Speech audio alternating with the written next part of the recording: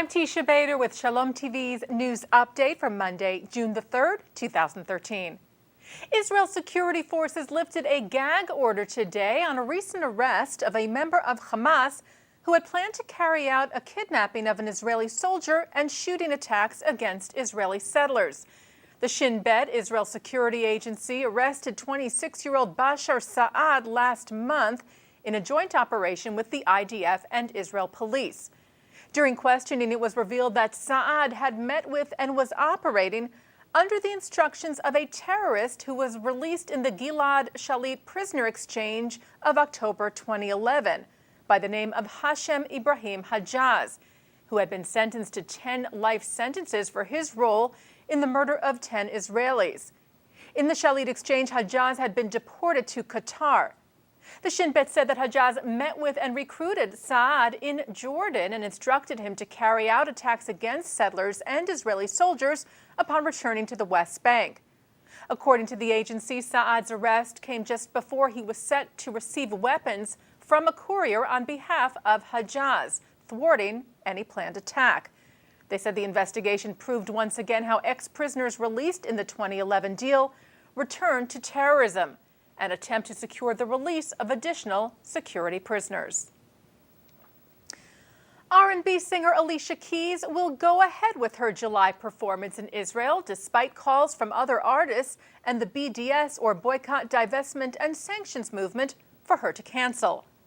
Among those who had put pressure on the singer not to perform in Israel was American author Alice Walker, who, as we mentioned to you last week, wrote an open letter to the singer asking her to cancel and calling Israel an apartheid country. However, in a statement to the New York Times on Friday, Keys said, "I look forward to my first visit to Israel. Music is a universal language that is meant to unify audiences in peace and love. And that is the spirit of our show." The Simon Wiesenthal Center praised Keys for her decision, calling it courageous. SWC Dean and founder Rabbi Marvin Heyer said when Ms. Keys sings in Israel on July the 4th, she will be singing in the only free country in the entire Middle East where women enjoy equal rights with men and Israeli Arabs have more rights than any of their brothers and sisters in the Arab world. Heyer added that equating Israel with apartheid South Africa, as Walker and others had done, was a sinister distortion of the truth.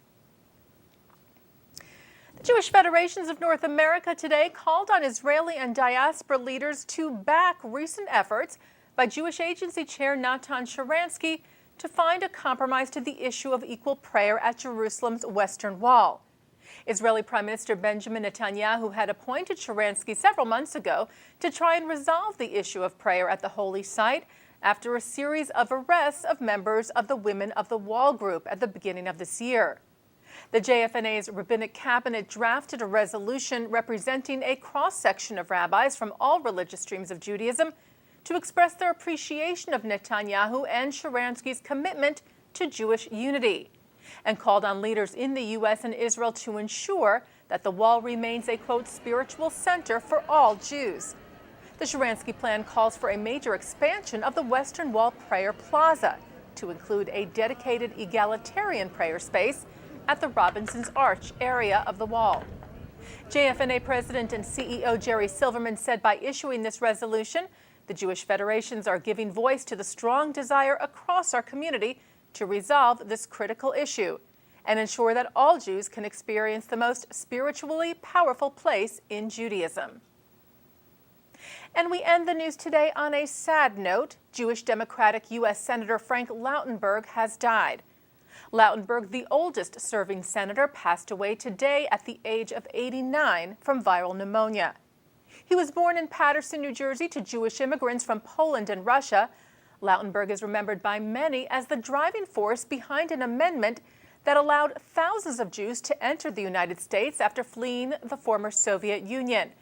The amendment, which bears his name, was one of the accomplishments Lautenberg was honored for just last week by Hillel with their Renaissance Award for his lifetime of service and leadership to the Jewish community. Several Jewish organizations released statements today reacting to the senator's passing and echoing that recognition. American Jewish Committee Executive Director David Harris called Lautenberg a dynamic activist on behalf of freedom and said the landmark Lautenberg amendment was a major step in turning the tide for the exodus of Soviet Jews. He also praised Lautenberg's passionate commitment to a robust U.S.-Israel relationship and strong support for separation of church and state, as well as other civil rights and civil liberties issues. B'nai B'rith International called the senator a dear friend of the Jewish community and staunch supporter of Israel.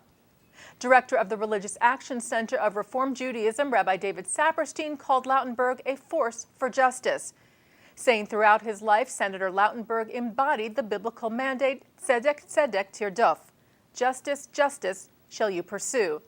In all that he did, Saperstein said, Lautenberg pursued justice through just means, using the tools of government to transform and better the lives of others. Frank Lautenberg is survived by his wife, Bonnie Engelbart Lautenberg, 6 children, and 13 grandchildren. And that's Shalom TV's news update for Monday, June the 3rd, 2013. I'm Teisha Vader.